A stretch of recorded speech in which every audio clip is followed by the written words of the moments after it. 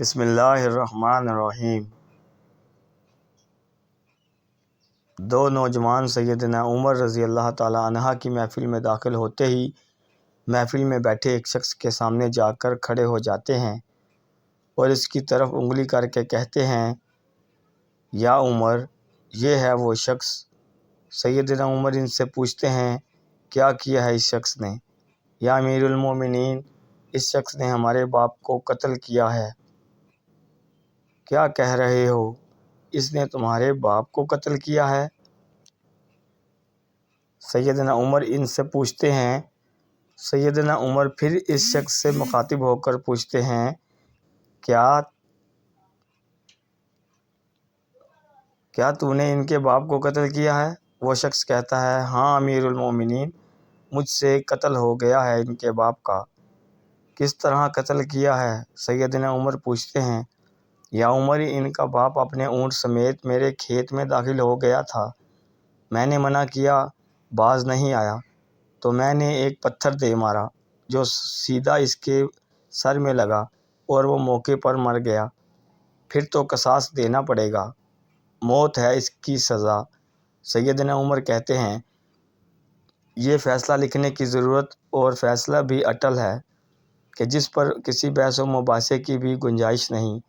نہ ہی اس شخص سے اس کے کنبے کے بارے میں کوئی سوال کیا گیا ہے، نہ ہی یہ پوچھا گیا ہے کہ تعلق کس قدر شریف خاندان سے ہے، نہ ہی یہ پوچھنے کی ضرورت محسوس کی گئی ہے کہ تعلق کس معزز قبیلے سے ہے۔ تو نہیں، معاشرے میں کیا رتبہ یا مقام، ان سب باتوں سے بھلا سیدنا عمر کو کیا مطلب؟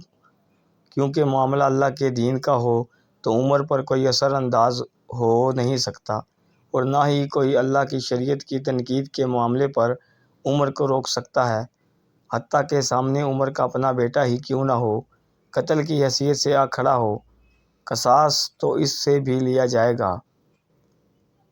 وہ شخص کہتا ہے، اے امیر المومنین، اس کے نام پر جس کے حکم سے یہ زمین و آسمان قائم کھڑے ہیں، مجھے صحرا میں واپسی اپنی بیوی بچوں کے پاس جانے دیجیے، تاکہ میں ان کو بتاؤں کہ میں قتل کر دیا جاؤں گا۔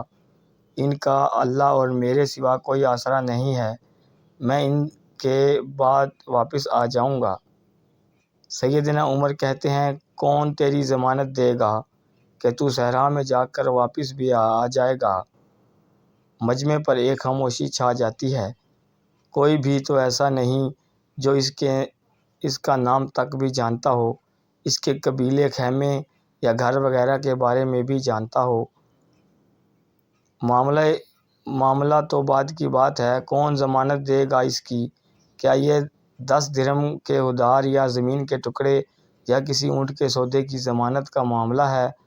ادھر تو ایک گردن کی ضمانت دینے کی بات ہے جسے تلوار سے اڑا دیا جانا ہے، اور کوئی ایسا بھی تو نہیں جو اللہ کی شریعت کی تنقید کے معاملے پر عمر سے اعتراض کرے یا پھر اس شخص کی سفارش کے لیے ہی کھڑا ہو جائے، اور کوئی بھی نہیں ہو سکتا جو سفارشی بننے کی سوچ سکے۔ محفل میں موجود صحابہ پر ایک خاموشی سی چھا گئی ہے۔ اس صورتحال سے خود حضرت عمر بھی متاثر ہیں، کیونکہ اس شخص کی حالت نے سب کو ہی حیرت میں ڈال کر رکھ دیا ہے۔ کیا اس شخص کو واقعی قصاص کے طور پر قتل کر دیا جائے اور اس کے بچے بھوکے مرنے کے لیے چھوڑ دیے جائیں، یا پھر اس کو بغیر ضمانتی کے واپس جانے دیا جائے؟ واپس نہ آیا تو مقتول کا خون رائیگاں جائے گا۔ خود سیدنا عمر سر جھکائے افسردہ بیٹھے ہیں۔ اس صورتحال پر سر اٹھا کر التجا بھری نظروں سے نوجوانوں کی طرف دیکھتے ہیں۔ معاف کر دو اس شخص کو۔ نہیں امیر المومنین، جو ہمارے باپ کو قتل کرے، اس کو چھوڑ دیں، یہ تو ہو ہی نہیں سکتا۔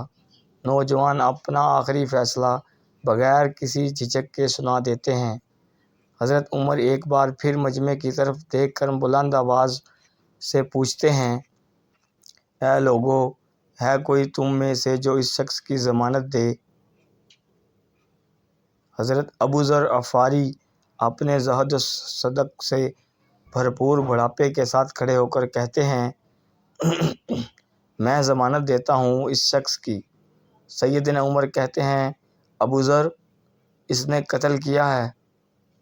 امیر المومنین چاہے قتل ہی کیوں نہ کیا جائے۔ ابو ذر اپنا اٹل فیصلہ سناتے ہیں۔ عمر جانتے ہو اسے؟ ابو ذر نہیں جانتا اسے۔ عمر تو پھر کس طرح ضمانت دے رہے ہو؟ ابو ذر میں نے اس کے چہرے پر مومنوں کی صفات دیکھی ہیں اور مجھے ایسا لگتا ہے کہ یہ شخص جھوٹ نہیں بول رہا۔ انشاءاللہ یہ لوٹ کر واپس آ جائے گا۔ عمر ابو ذر دیکھ لو اگر یہ 3 دن لوٹ کر نہ آیا تو مجھے تمہاری جدائی کا صدمہ دیکھنا پڑے گا۔ امیر المومنین پھر اللہ مالک ہے۔ ابو ذر اپنے فیصلے پر ڈٹے ہوئے جواب دیتے ہیں۔ سیدنا عمر سے 3 دن کی مہلت پا کر وہ شخص رخصت ہو جاتا ہے۔ کچھ ضروری تیاریوں کے لیے بیوی بچوں کو الوداع کہنے، اپنے بعد ان کے لیے کوئی راہ دیکھنے اور ان کے قصاص کی ادائیگی کے لیے قتل کیے جانے کے غرض سے لوٹ کر واپس آنے کے لیے، اور پھر 3 راتوں کے بعد عمر بھلا کیسے اس امر کو بھلا پاتے؟ انہوں نے تو ایک ایک لمحہ گن کر کاٹا تھا۔ عصر کے وقت شہر میں الصلاۃ جامعہ کی منادی پھر جاتی ہے۔ نوجوان اپنے باپ کا قصاص لینے کے لیے بے چین اور لوگوں کا مجمع اللہ کی شریعت کی تنقید دیکھنے کے لیے جمع ہو چکا ہے۔ حضرت ابو ذر بھی تشریف لاتے ہیں اور آ کر عمر کے ساتھ بیٹھ جاتے ہیں۔ کدھر ہے وہ شخص؟ سیدنا عمر سوال کرتے ہیں۔ مجھے کوئی پتہ نہیں ہے یا امیر المومنین، ابو ذر مختصر جواب دیتے ہیں۔ ابو ذر آسمان کی طرف دیکھتے ہیں جدھر سورج ڈوبنے کی جلدی میں آج معمول سے زیادہ تیزی کے ساتھ جاتا دکھائی دے رہا ہے۔ محفل میں ہو کا عالم ہے۔ اللہ کے سوا کوئی نہیں جانتا کہ آج کیا ہونے جا رہا ہے۔ یہ سچ ہے کہ ابو ذر سیدنا عمر کے دل میں بستے ہیں۔ عمر سے ان کے جسم کا ٹکڑا مانگیں تو عمر دیر نہ کریں، کاٹ کر ابو ذر کے حوالے کر دیں۔ لیکن ادھر معاملہ شریعت کا ہے، اللہ کے احکامات کی بجا آوری کا ہے۔ کوئی کھیل تماشا نہیں ہونے جا رہا، نہ ہی کسی کی حیثیت یا صلاحیت کی پیمائش ہو رہی ہے۔ حالات و واقعات کے مطابق نہیں اور نہ ہی زمان و مکان کو بیچ میں لایا جانا ہے۔ قاتل نہیں آتا تو ضامن کی گردن جاتی نظر آ رہی ہے۔ مغرب سے چند الخات پہلے وہ شخص آ جاتا ہے۔ بے ساختہ حضرت عمر کے منہ سے اللہ اکبر کی صدا نکلتی ہے، ساتھ ہی مجمع پر اللہ اکبر کا ایک بھرپور نعرہ لگاتا ہے۔ حضرت عمر اس شخص سے مخاطب ہو کر کہتے ہیں اے شخص اگر تو لوٹ کر نہ بھی آتا تو ہم نے تیرا کیا کر لینا تھا؟ نہ ہی تو کوئی تیرا گھر جانتا تھا اور نہ ہی کوئی تیرا پتہ جانتا تھا۔ امیر المومنین اللہ کی قسم بات آپ کی نہیں ہے، بات اس ذات کی ہے جو ظاہر و پوشیدہ کے بارے میں جانتا ہے۔ دیکھ لیجئے میں آ گیا ہوں اپنے بچوں کو پرندوں کے چوزوں کی طرح صحرا میں تنہا چھوڑ کر، جدھر نہ درخت کا سایہ ہے اور نہ ہی پانی کا نام و نشان۔ میں قتل کر دیے جانے کے لیے حاضر ہوں۔ مجھے بس یہ ڈر تھا کہ کہیں یہ نہ کہہ دیں کہ اب لوگوں سے وعدے کا ایفا ہی اٹھ گیا ہے۔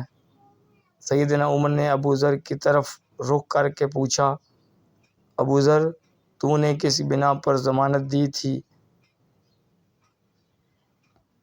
ابو ذر نے کہا اے عمر مجھے اس بات کا ڈر تھا کہ کہیں کوئی یہ نہ کہہ دے کہ اب لوگوں سے خیر ہی اٹھا لی گئی ہے۔ سیدنا عمر نے ایک لمحے کے لیے توقف کیا اور پھر ان دونوں نوجوانوں سے پوچھا کیا کہتے ہو اب؟ نوجوانوں نے روتے ہوئے جواب دیا اے امیر المومنین ہم اس شخص کی صداقت کی وجہ سے اسے معاف کرتے ہیں۔ ہمیں اس بات کا ڈر ہے کہ کہیں کوئی یہ نہ کہہ دے کہ اب لوگوں میں سے عفو در گزر ہی اٹھا لیا گیا ہے۔ سیدنا عمر اللہ اکبر پکارتے ہوئے اٹھے اور آنسو ان کی داڑھی کو تر کرتے نیچے گر رہے تھے۔ اے نوجوانوں، تمہاری عفو و درگزر پر اللہ تمہیں تمہارے جزائے خیر دے۔ اے بزرگ، اللہ تجھے اس شخص کی مصیبت میں مدد پر جزائے خیر دے، اور اے شخص، اللہ تجھے وفائے عہد و صداقت پر جزائے خیر دے، اور اے امیر المومنین، اللہ تجھے تیرے عدل و رحم دلی پر جزائے خیر دے۔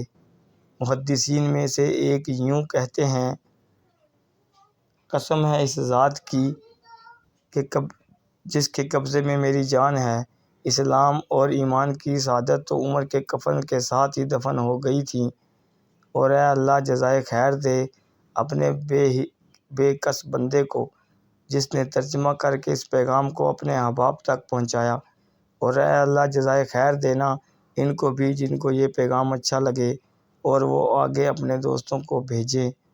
آمین یا رب العالمین۔ اللہ پاک ہمیں عمل کی توفیق دے۔ آمین۔